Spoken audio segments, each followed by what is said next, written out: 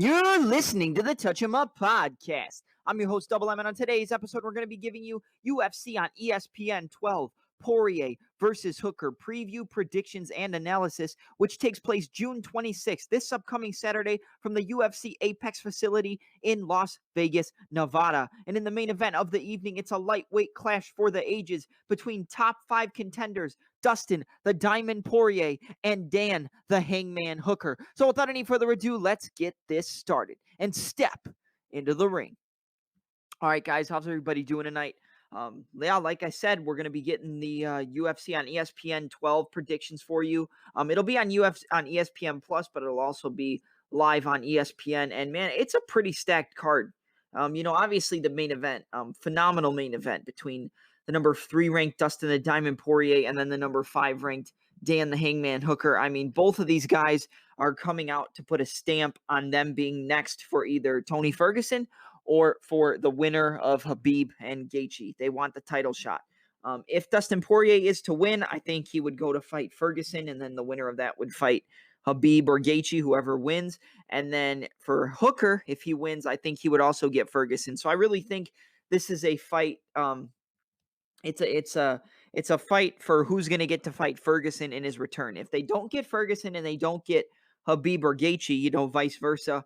I would say that Conor McGregor would most likely be next for them, but that would only be in the case of Dustin Poirier. I don't see Conor wanting to come out and fight Dan Hooker. I think he wants a big name. I think if Poirier wins, he's right back on track, and him versus Conor McGregor number 2, considering that they already fought before at UFC 178 and Conor knocked him out in the first round. It's a different Dustin Poirier now.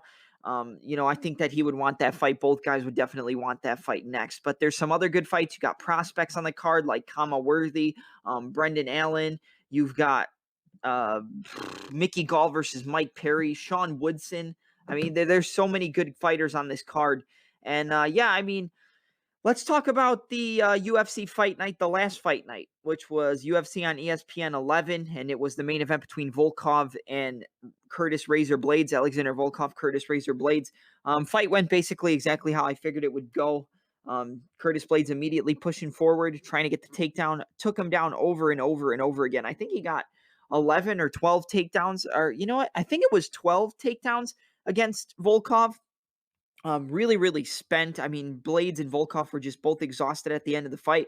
But once it hit 4th and 5th rounds, that's when Volkov kind of tried to pick it up again and was starting to push the pace. And it looked like he was almost going to finish Blades. I believe it was at the end of the 4th round. He caught him with a high kick as he went to shoot a takedown, kind of hit him with the knee. Didn't get full extension on it, but timed it perfectly. And then just tried to jump on him against the fence, hit him in the clinch, and tried to land some ground and pound as he tried to just sit there with the takedown. Yeah, but Razor Blades got the job done. Not an exciting fight by any means, but he did what he came in there to do. Tough loss for Volkov, but the fact that he came on really strong in those 4th and 5th rounds and looked like he was almost going to finish the fight. I think he gets a decent fight next. If I had to guess for him, I'm not really sure. I think Blades thinks he's going to get a title shot coming up. I don't believe that's going to be the case. I think he's going to have to fight again. Even Dana White kind of threw him under the bus and said that was like a terrible performance. Like he won, but it wasn't exciting at all. And he basically just laid on him the whole time. But it is what it is. And we'll see what's next for Blades. I think maybe the winner of, doesn't Derek Lewis have a fight coming up really like in a couple weeks? Let's see. Lewis. Let's see. Massive fight next. Fight fixed. Okay, yeah. Okay, I read that wrong. So Derek Lewis and Alexei Olenek. So whoever ends up winning that fight, I think will get Curtis Blades next. I'm leaning towards the Black Beast, Derek Lewis. I think he gets the job done there. So we would have Blades versus Derek Lewis. I think they have some bad blood between them as well. So it would be interesting to see how that fight played out. And then we had a fight of the year contender, which everybody knew it was going to be. Everyone knew it was going to be a good fight. In the co-main event in the featherweight division between the number 6 ranked Josh Emmett and then the number 10 ranked, I believe, Hurricane Shane Burgos. Just phenomenal fight. In the first round, Emmett actually tore his ACL, MCL, I think tweaked LCL, tore another muscle in his knee. Like right at the beginning of the fight, he tried to like use that style of like shifting movement as he moved forward, side to side, and he just planted on it wrong and ripped his knee up. But he lasted all 15 minutes. The fight went full distance, and a lot of people thought Burgos won. A lot of people thought that Emmett won because he got the knockdowns in the third round. So you score knockdowns, the opponent doesn't score knockdowns. That could honestly be the case. But for me, I honestly scored it a draw. I know a lot of people are going to say, well, he got knockdowns and Burgos didn't, so he lost. But you know what? The first round was very close, and I'm not mad that Josh Emmett won by any means. You could give it to Emmett, you could give it, or you could do it a draw. You can't necessarily give it to Burgos because obviously Emmett got the knockdown, so you get the knockdown, the opponent doesn't. You have an advantage unless you didn't do anything for the fight prior to those knockdowns or after those knockdowns. But when it came to the fight, I thought Burgos worked really good on the inside and the outside low kicks on Emmett, and he should have went to it in the first round. He kind of only started going to the low kicks in the second round, but I think if he started with those low kicks right out of the gate, I think that really, really, really would have taxed Emmett, and I think he wouldn't have been able to have the power to score those knockdowns. Now, saying that could be kind of silly because Emmett has probably the most explosiveness and the best power at 145 pounds. If he connects on your chin, he could put you to sleep. He dropped Burgos with a shifting left hand as he moved forward. I believe he switched stances into southpaw because of the damaged leg, caught him, intercepted his jab, and popped the left hand down the middle and dropped him. Burgos kind of smiled and then got into guard and tried to work from there. And then the next knockdown, Emmett just caught him, I believe it was with an overhand left, and dropped him and put him out, or almost put him out. It looked like he got knocked out and then woke up as he hit the ground. So that's kind of just how it went. And, it is what it is. Really good fight. I liked Burgos's use of the outside and inside low kicks. The defense could have been better, I think. I'm not trying to, say that Shane Burgos didn't do a good job. I thought that Burgos did a phenomenal job, and I love watching Burgos compete. But I think him relying on him being the quicker guy and moving his head out of the way of shots or trying to roll with the punches as they land, that kind of bit him in the ass a little bit against Josh Emmett. Really, really good body work from Shane Burgos. I thought the low kicks and the body work were the best weapons from Shane Burgos. And then obviously the jab. He always likes to pop that jab out there. He's so tall and so built for that weight class. Tall, rangy, lanky guy.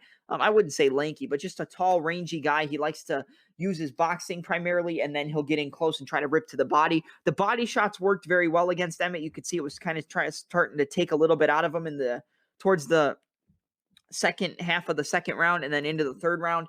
But Emmett got the job done via unanimous decision. Again, I would have scored it a draw. I think Emmett won the third round with the knockdown. I think Burgos definitely got the second round, and I think Burgos edged out the first round, but it was very close. But I think a draw was probably the better call here. I didn't think Burgos did enough to win, but I thought a draw, like a 28-28, would have been a good scorecard for that fight. But phenomenal fight, and definitely a fight of the year candidate. And I can't wait to see what's next for both guys. If I had to guess, I think Emmett's probably going to get the winner of Zabit and Yair, or he could get the winner of Cater and Dan Ige. For Burgos, it's tough. I'm not 100% sure. Let's actually look at the rankings for the featherweight division. We'll check those out really quick. UFC rankings. Let's see. Let's go featherweight division. So Burgos, like I said, dropped to 14. That was ridiculous. He should never have dropped down to 14. I mean, you have Arnold Allen, Jose Aldo, Ryan Hall, Sadiq Youssef, all above Shane Burgos. I do not agree with that at all. He lost the fight, but he definitely was competitive. He definitely put on a good performance and could have been a draw, or, they could have given him the decision, I guess. I mean, I don't think so, but I was rooting for Burgos. If I was going to guess who would be next for him, I'd say either give him Jeremy Stevens when Stevens returns. I think Stevens versus Burgos is a great fight.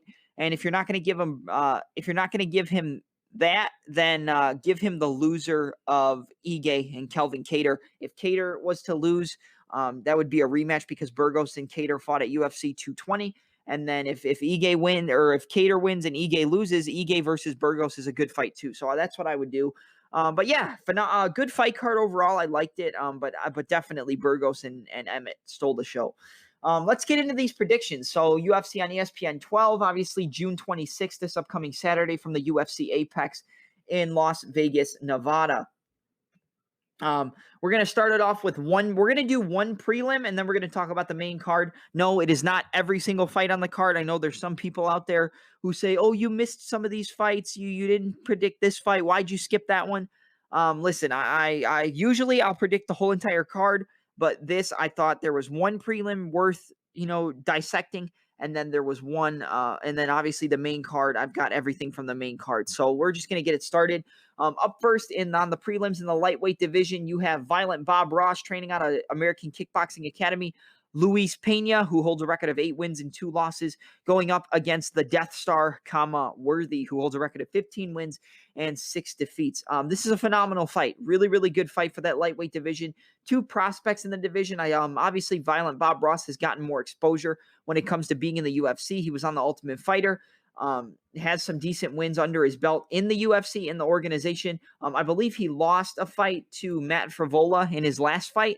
It was either his last fight or the fight prior to his last fight. He lost a decision to Matt Frivola. And then when it comes to Worthy, I mean, this guy's good. He's only had 1 fight in the UFC so far. Vicious. I want to say it was a first-round KO over a very, very talented prospect in the lightweight division, Devante Smith, who a lot of people were very high on. He was able to catch him moving back with like a almost like a shovel right uppercut. Caught him with the uppercut. He moved forward, caught him again, just grazed him and dropped him, and then got the finish. But being able to hit somebody and just graze them and drop them shows how much power that this guy, Worthy, has. And he was supposed to fight Michael Johnson at one of the last cards. I think it was on May 16th.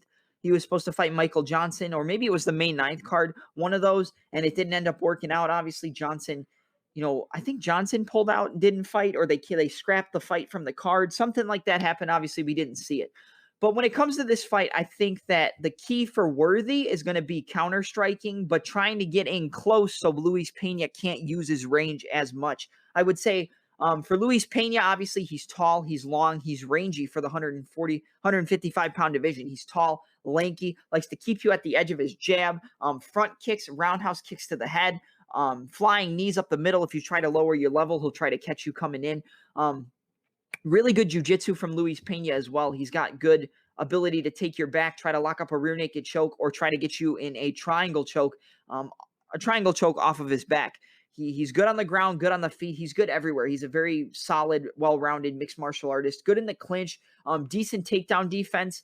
And then when it comes to Worthy, like I said, he's good. He's got power. Both guys keep their hands pretty low. Worthy, I would say, keeps his hands a little bit lower, kind of a little bit lower than chest level, kind of just marches forward. He will keep his hands up if it's like heavy combinations, but usually they're low, and he's trying to catch you with those uppercuts or that right hand or the left hook as you come in. I would honestly say, if I'm going to give you a prediction for this fight, I'm going to go with Violent Bob Ross, Luis Pena. I definitely think Worthy has the opportunity to catch a guy like Pena, but he's going to have to get in close, or he's going to have to counter Pena because he relies so much on his length and his height. So he'll kind of just pull back, keep the right hand up for the guard, or the left hand up for the guard. I'm sorry, because he's primarily a southpaw. So he'll keep that left hand up for the guard and then try to parry you away with the lead hand and frame off. If Worthy's able to time a sloppy jab of Luis Pena, I think he can parry over the jab, come up the middle, and then try to come up the middle with those uppercuts. So come around the side and then come up the middle. If you listen to Teddy Atlas, he says knock on the door and then come in the side. So it's pop, pop, pop, move to the side, pop, pop, and try to exploit their defensive irresponsibilities on the side of their guards. But I got to go with Luis Pena here. I think he gets the win via decision. I think he's going to be able to keep Worthy at a distance, pick him apart with long-rangey shots, teep kicks up the middle, roundhouse kicks. I think Worthy might try to come in close and get a takedown. He might take him down, but I don't think so. I think Luis Pena has good enough takedown defense. Obviously, training at AKA, you have to have good takedown defense. Otherwise, what are you doing at AKA? But yeah, I'm going to go with Violent Bob Ross, Luis Pena to get the win, and I'm going to go with a decision. But definitely a good fight, and keep your eye on both these guys because they're definitely prospects. Up next, we'll move to the main card. Like I said, only one prelim, and then we're moving to the main card. This fight's at a catch weight. I believe it would normally be at 145 pounds, but it's going to be a catchweight fight, obviously, because of the circumstances. But we've got Sean the Sniper Woodson, who holds a record of 7-0, undefeated in professional mixed martial arts, and then going up against Juicy J Julian Erosa, who holds a record of 22 wins and 9 defeats. I believe Sean Woodson was supposed to be fighting somebody else prior to this, but his previous opponent fell out, and now he gets Juicy J Julian Erosa. This is a really, really good fight, and both guys fight very similar in the way that, or they're very similar in the way they approach fights, is what I mean. Woodson likes to change stances, but primarily will fight. I believe he's orthodox, likes to sneak in that right hand, and very good with the fakes, feints, and trying to misdirect you from coming in. He's always moving his shoulders, moving his head. After he lands a punch, if he lands the right hand, he'll then switch to southpaw, and then he'll fake and feint with his hands, try to draw out combinations from you, and then pop, pop, pop, pop, pop. He's very good with his hands, and he's very good with knees in the clinch and knees up the middle as you try to close the distance, due to the fact that he's so tall for the weight class and has such a good reach. He's very tall, very rangy, very lanky for 145 pounds. This fight's obviously a catchweight, but and when it comes to Erosa, he's had a rough go in the UFC, been finished a few times, caught with high kicks on a couple of occasions, and then I believe Devante Smith caught him with a overhand right, dropped him as he was trying to come in at his hands low, and jumped on him and got the finish. But this is a good fight nonetheless, and they both are very similar. But when it comes down to it, Sean Woodson has a record of 46-3 as an amateur boxer. He's able to throw his hands out. And the reason he keeps his hands so low is because he's able to just make you think that you won't be able to see the punches coming because his hands are so low. So you're going to think that he's going to maybe put his hands up first and then throw the shots, but he's able to just keep them kind of at chest level, hip level, and then just pop, pop, pop, pop, pop, pop, pop, pop, pop, pop, and just rip those combinations out. Good high kicks, and like I said, good knees. So if Erosa is trying to move his head and use that herky-jerky style of movement and come inside and try to fake up top and go for a takedown, he's going to have to look out when he closes the distance for knees up the middle because of how tall, rangy, and lanky the sniper Sean the Sniper Woodson is. Juicy J, obviously, he's good. Like I said, I don't want to discredit him either. He holds a record of 22 wins, 9 losses, but he's good as well. And you can't discredit a guy who's been around. I believe he trains at Elevation Fight Team. I could be wrong. Correct me if I'm wrong, but I think Erosa trains out of that gym. But he's good with head movement, trying to slip your shots and then pop, pop, pop, go with high kicks, go with combinations up the middle, and use fakes and feints, and a lot of fakes and feints really from Erosa to try to get you to bite and then come in with some shots.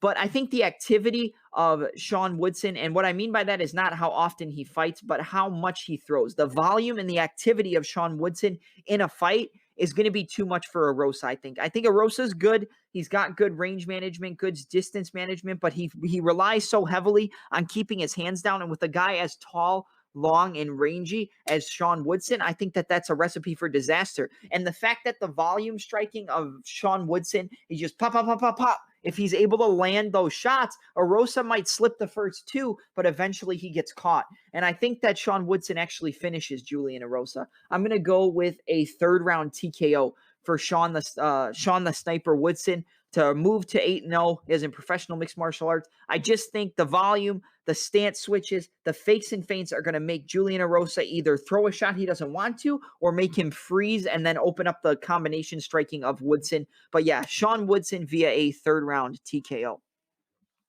Up next in the heavyweight division, we've got John Volante, who holds a record of 17 wins and 11 losses, versus Maurice, the Crochet Boss Green, who holds a record of 8 wins and 5 losses. When it comes down to the fight, first thing I think you need to look at is the height differential. John Volante 6'3", and Maurice Green is 6'7". So Maurice Green really relies on being able to control the range and land strikes from a distance. His jab, his front kicks up the middle, roundhouses to the leg kicks to the inside, outside of the legs, and kicks to the body. But really, when it comes down to who I think is going to win this fight, and I'm not going to spend a ton of time on this fight either, because like I said, we have some big fights we need to get into, and I don't really want to draw it out too much. I think Volante has the advantage in cleaner striking. At distance, I think that Maurice Green with the kicking game and in the clinch, he's got an advantage over John Volante. But Volante trains out of Long Island with guys like, Chris Weidman, Aljamain Sterling trains out there. I believe, well, he's obviously with Sarah and Longo. That's it. That's his gym. So you've got John Volante, you've got Chris Weidman. I think Stephen Wonderboy Thompson has trained over there before, and just a couple other really good guys like the Funk Master. And so he gets good training partners. And I don't think it's going to be. I don't think that Maurice Green's going to try to get in close and get in takedowns. He's going to try to keep it at range, catch Volante, and knock him out. But I think Volante's good enough on the feet to. He's cleaner. His strikes come out with a little less wind up. I think he's going to be able to evade the front kicks up the middle of a guy like Maurice Green, but I do think he might catch a few of his kicks and push him, drive him into the fence to try to wear him out, and then land some good strikes up top. But I'm going to go with John Volante to get the win via decision. I was going to go with Maurice Green, but when I looked at their striking highlights and at what it looks like on the feet, I think that that John Volante is just too crisp with his combinations for a guy like Maurice Green. So yeah, John Volante to get the win via unanimous decision. Up next, a phenomenal fight in the middleweight division. The number 13 ranked Brendan All-In Allen, who holds a record of 13 wins and 3 losses, going up against newcomer Kyle Daukaus, who was undefeated in professional mixed martial arts, holding a record of 6 wins and no defeats. I would actually like to look up Kyle Daukaus because he's a world champion in another organization, but I want to make sure I get everything pulled up correctly. So he's 9-0 as a well, wait, this says 9-0. Why does the UFC website say that he's 6-0 in the professional MMA? Well, either way, he's good. He is a former world champion in another organization, and he mainly looks to get the fight to the ground. He's more primarily a grappler, very big and very stocky for the division. He's very wide, very big, and just a big guy overall for the division. He likes to use his size by trying to crowd you, get a body lock, and eventually get you to the ground and then get in full mount where he can really just rain down on shots. But he stepped in on short notice because obviously Brendan Allen was supposed to fight Ian Heinisch, but Heinisch had to pull out. I'm not surprised because he just fought not too long ago before this fight. But he is a former Cage Fury middleweight champion, and he's stepping into the UFC on short notice to try to get this big win over Brendan Allen. I've talked about Brendan Allen on the podcast before. He's very, very good. Anywhere the fight goes, this guy can finish you. Good on the feet, really good 1-2s. His jab and his cross, his pop, pop, pop, pop, pop, pop, pop, pop. He can just throw shots, and they're very crisp, very clean. Very good high kicks as well. I think that's one part of Brendan Allen's game that gets kind of overshadowed is his high kicks. He's got good high kicks from southpaw and orthodox and good punches. If you get in the clinch, he can knee you in the body, elbow you up top, knee you to the head. He's good in the clinch, good on the feet, and good on the ground. You do not want to go to the ground with a guy like Brendan Allen. If he's able to stuff your takedown, get the hooks in, take your back, and take your neck, I think he can submit just about anybody. He's that good. Brendan Allen is the definition of a all-around, well-rounded mixed martial artist. And that's the thing that I really think is going to play the difference against Kyle Daukaus. Now, I haven't seen Kyle Daukaus compete, live on TV or during a fight when it was actually going down. But based on the highlights, he does have decent striking on the feet, but he's mainly looking to get in close. Like I said, get a body lock, push you up against the fence, and get you to the ground. He likes to get on top of you, land ground and pound, and eventually set up a submission. He's very good on the ground. That's the case, though. Who's better on the ground? Is Brendan Allen better than Kyle Daukaus? I don't know, but we're definitely going to find out. But honestly, when it comes to the fight, it is close just because I thought Brendan Allen would have a little bit of an advantage when it comes to the grappling. But when you really look at Kyle Daukaus, I mean, he's very good. He's good in the clinch, good with knees from that tie plum, and he likes to get on top of you and land strikes from the top and then look to set up submissions usually from your back. Both guys are good with the rear naked chokes. But really, when it comes down to breaking down the fight and who I think is going to win, I have to go with Brendan Allen. I think that on the feet, he's the cleaner, crisper striker. He will switch stances, which might throw off Kyle Daukaus a lot and make him hesitant to throw his shots and maybe draw his takedowns out from a further distance than he normally would shoot them, which would then telegraph them and make Allen be able to counter a little bit easier and stuff the takedowns. I think the high kicks are going to be a problem for Kyle Daukaus. I think he's going to try to come in and Brendan Allen's going to try to land those teeps to the body and head kicks to keep him at range and then pop him with 1s and 2s. I think really what it comes down to, I think Daukaus is going to shoot. Allen's going to stuff the takedown because Allen's going to be getting the better shots off on the feet. He's going to just be landing more combinations and just be piecing them up a little bit. He's going to shoot a takedown. Brendan Allen's going to stuff it, take the back, get the hooks in, get the neck, and get the submission victory. So I'm going to go with Brendan Allen to get the win via a third round rear naked choke submission. All right, up next, we move to the co-main event of the evening in the welterweight division between Platinum Mike Perry, who holds a record of 13 wins and 6 losses, going up against Mickey Gall, who holds a record of 6 wins and 2 losses. You know, this is a fight that really is just super interesting to me. I'm not saying that it's great matchmaking and this and that, but this is an interesting fight. And I know immediately people are going to say, well, Mike Perry's fought the better guys.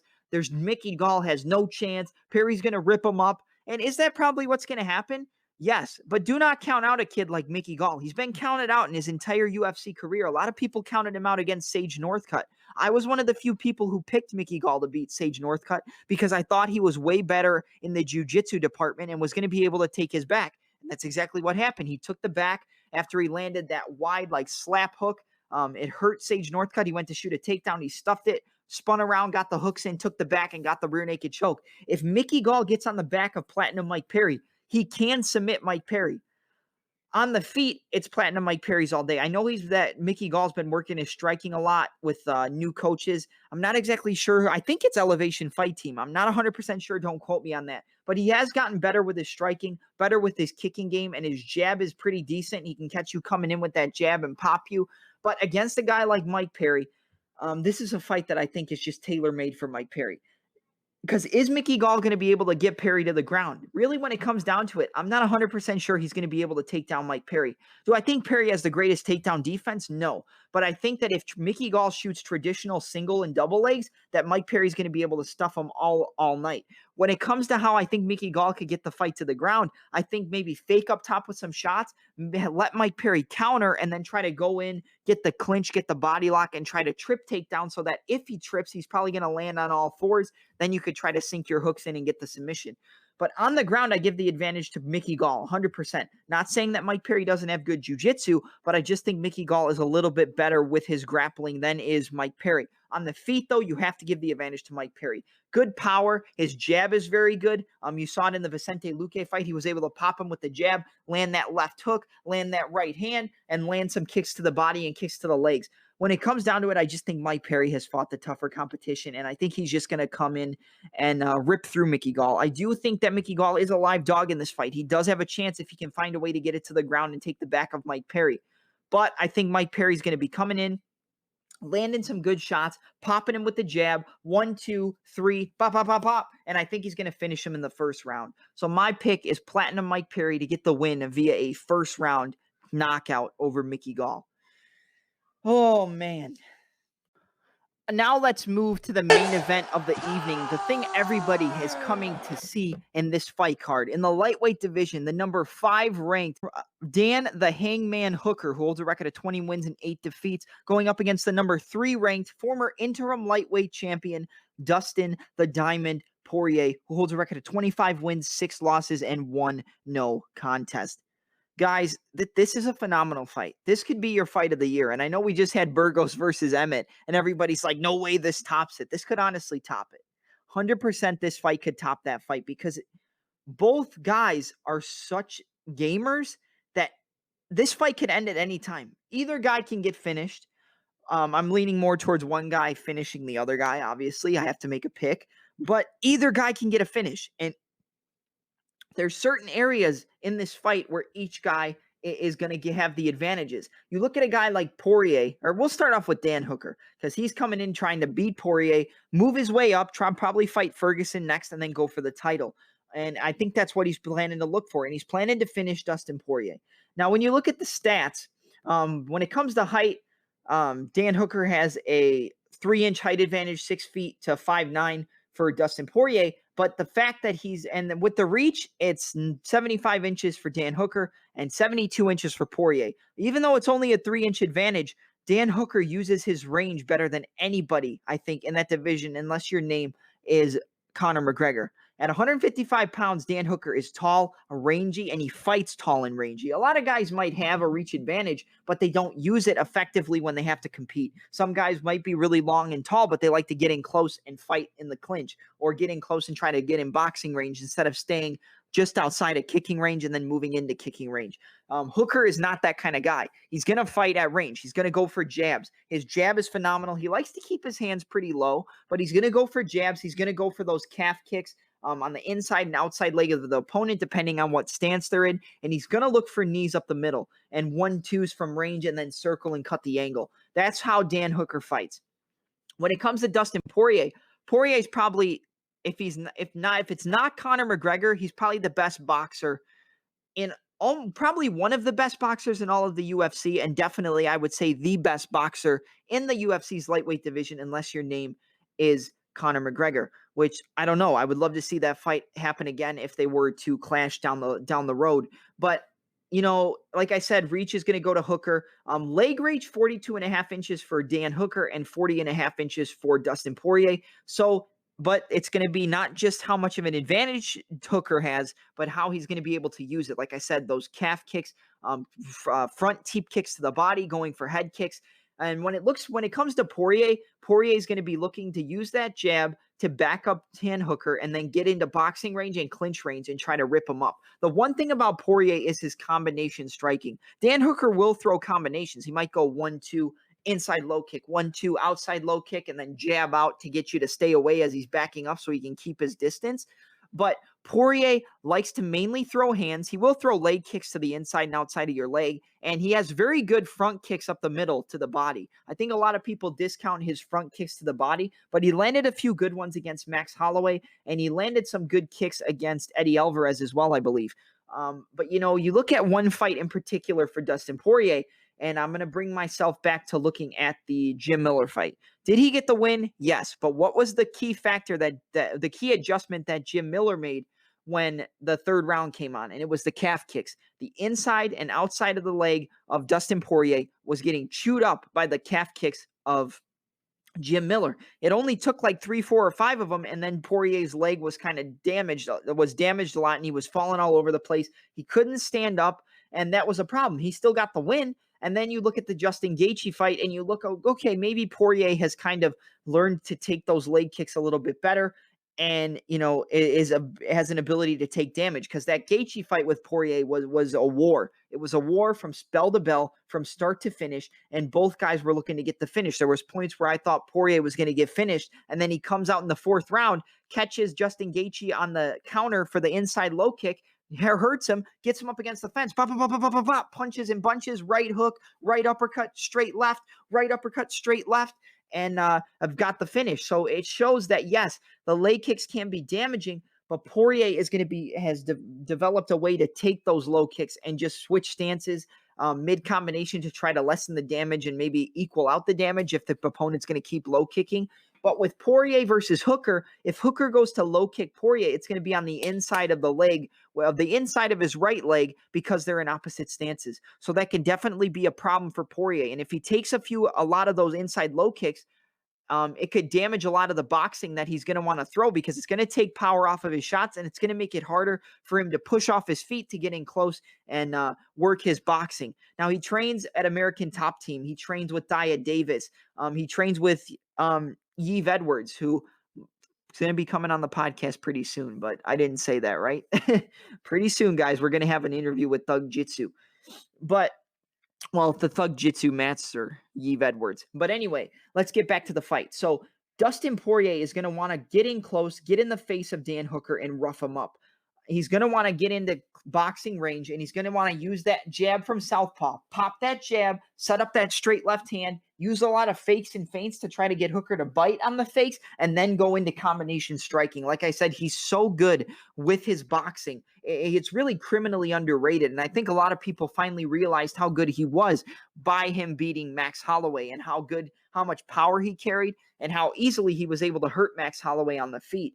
Now, one thing I think could be a problem for Poirier is the fact that if he does hurt you, he mainly does not he doesn't pick his shots once he hurts you, but he lands almost everything that he throws. But he kind of just wings his shots when he hurts you, tries to put a bunch of power into him and tries to hurt you. Now, against Hooker, I think you can do that, but you have to make sure that he's close to the fence so that he can't back up that much out of range, and you can kind of cage him in and box him in against the fence and then box him up from the inside.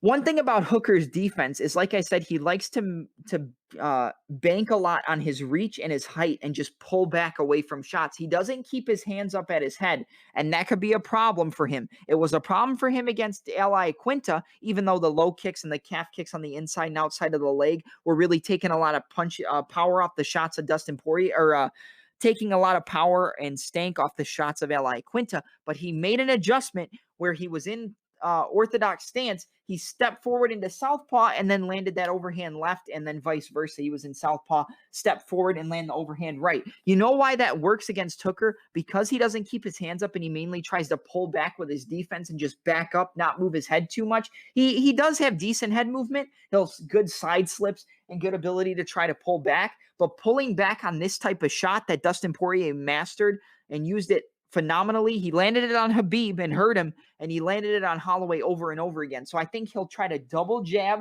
Hooker's going to probably try to low kick to try to knock him off balance, but he's going to double jab, step forward into orthodox, and boom, fire that right hand. And I think it's going to land on Hooker, and I think that's probably going to be Poirier's best shot. And once he stumbles him and gets him against the fence, then it's all in the clinch boxing. Right hook, right uppercut, pop, pop, pop. Uppercut, straight left, right uppercut, right hook, left hook. If he hurts you, it's 10, 15, 20 punches coming at you, and then kicks to the body, inside low kicks. He doesn't stop. And I think that the pace that Dustin Poirier sets is going to be a problem for the Hangman. Now, we're not done. That's not it. We got a lot more to talk about in this fight particular. One thing I don't like about how close of range Dustin fights against a guy like Hooker is that Hooker is phenomenal at timing your head movement and your slipping patterns coming in, finding when you're going to lower your head and landing the knee up the middle. And I think that could be a big problem against a guy like Dustin Poirier, and a problem for Poirier, should I say. I think that if he's good at looking to roll, slip, and come in close, he's going to have to set it up with the jab, but I think he should go jab, kick low, and then come in, because it's going to make that leg that he's going to throw the knee on have to plant first and then throw it, so it's not going to be as quick as it would be if he just counters you coming in and times you with the knee. So I think that the knees up the middle could definitely catch Poirier. And the guillotine choke, he has a phenomenal front choke, guillotine choke, and he can definitely catch Poirier with that, but I think Poirier's defense on the ground is a little bit too good for him. A lot of people are saying Hooker's going to get taken down at will. I don't see it. Hooker has really good takedown defense. He was able to stuff a lot of the takedowns of Ally Quinta, and Ally Quinta is a decorated wrestler. Really good at using the like high crotch lift to stop the takedown and then try to pull him off. Good at using his height to push in with his hips and make sure you can't shoot your takedowns, because he's fighting force with force. You're moving forward, pushing forward. It's harder for the opponent to push forward and get a takedown. If I'm Poirier and I'm going to try to take down Hooker, I would go pop, pop, pop, pop, pop. As you're ripping those combinations up against the fence, then you cut the angle and shoot the double A takedown and then work from there. I do not see this fight going to the ground, though. Unless Poirier tries to get takedowns to win rounds, I see this fight playing out on the feet 100%. At range, it's Dan Hooker's fight to win all day, but I think that Poirier's fought the way better competition, fought more experienced guys, and I think he's going to find a way to close that range. Hooker's going to rely a little bit too much on pulling back from the shots and trying to land his right hands and just pull away based on how much taller he is, but I think that Poirier's going to use those switch stance combinations, catch him in the middle, catch him with either an overhand right or that overhand left, hurt him, get him up to the fence, pop, pop, pop, pop, pop, rip those combinations, rip up his body, right hook, right uppercut from the same side, straight left, right uppercut, straight left into the right uppercut, and get the TKO win. I'm going to go with Dustin Poirier, Dustin the Diamond Poirier, to get the win over Dan the Hangman Hooker via a third round TKO. Yeah, phenomenal fight though, guys. Absolutely phenomenal. I mean, if you look at just some of the stats really quick, I mean, when it comes to significant strikes landed per minute, 4.35 for Dan Hooker, 5.59 for Dustin Poirier. Significant strikes percentage, 43% to 49%. Hooker versus Poirier. Absorbed per minute, Hooker takes more shots, 5.13 to 3.69 for Dustin Poirier. Poirier has really good defense and the ability to use almost like a shoulder roll and then high guard on the one side, use like kind of catch it on his elbow and then catch it, and then he'll catch your shot, load up that rear hip, and then fire that straight left hand down the middle. That could be a good weapon against Dan Hooker. But I think that the switch stances and the defense, and I think it's going to be harder for Hooker to find holes in the defense of Poirier because of how awkward it is. He kind of, sometimes he'll parry, sometimes he'll just use his hands, and then he'll cover up with like that elbow and then the high guard on the one side to try to roll with the shots, almost like a Philly shell, but more transitioned into a mixed martial arts style of defense. I call it like a Dracula's cape because, you know, it looks like Dracula pulling the cape over his head because the elbow's out and the hands up high on the other side to block from the rear side. So it's pop, pop, pop. And I think the defense is going to be hard for Hooker to find the openings. I think that Poirier has the better cardio. And yeah, I just really like this fight for Dustin Poirier. But defense, I mean, 54% for Dan Hooker on strike defense compared to 56% for Poirier. When it goes to the grappling, Poirier lands almost 2 takedowns per 15-minute fight to only 4.47 for Hooker. Takedown accuracy, 37% for Hooker and 41% for Dustin Poirier. Takedown defense, 77% accuracy for Hooker. So like I said, he's not that easy to take down. I don't know why people all of a sudden jump on this bandwagon like Hooker gets dumped on his ass every single fight. To 69% takedown defense for Dustin Poirier. But yeah, phenomenal fight, but I definitely have to go with the diamond. I just explained why, and I hope you guys enjoyed. Thank you guys for listening. That's going to be it for this episode. If you haven't left a review for the podcast, please do. The more reviews we get, the more eyes we get and more ears we get on the podcast. So leave it on Spotify, Apple Podcasts, Google Podcasts, Stitcher, Anchor, Overcast, and many, many more. Anywhere you can get your audio podcasts like those platforms I just mentioned, or watch it on YouTube because these predictions will be up on YouTube later today or tomorrow morning just so I can get them out before the fights take place. Thank you guys for listening. Like I said, I have an interview coming up on the podcast pretty soon, so stay tuned for that. Thank you guys. I'm your host, Double M, and I'm out. Have a good night, everyone. All right. Thank you.